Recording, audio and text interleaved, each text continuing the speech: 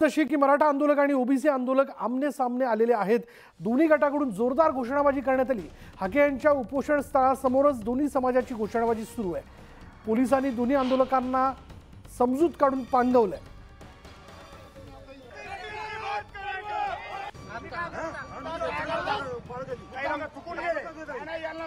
त्यामुळे ज्या गोष्टी खरं तर घडणं अपेक्षित नव्हतं तसंच काहीसं घडलेलं आहे की हाकेंच्या उपोषणस्थळी मराठा आणि ओबीसी आंदोलक समोरासमोर आले होते।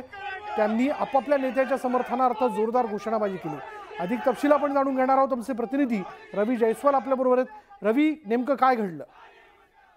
आपण जर बघितलं तर मनोज जरांगे पाटील यांचं 4 दिवसांपासून आमरण उपोषण सुरू आहे। त्यामुळे त्यांची तब्येत जी आहे ती आता दिवसेंदिवस जी आहे ती खालावत चालली। त्यामुळे त्यांना भेटण्यासाठी राज्यभरातून वेगवेगळ्या भागातून जे आहे ते मराठा बांधव जे आहे ते अंतरवाली सराटी या ठिकाणी येताना आपल्याला बघायला मिळतो। मात्र अंतरवाली सराटी या ठिकाणी जे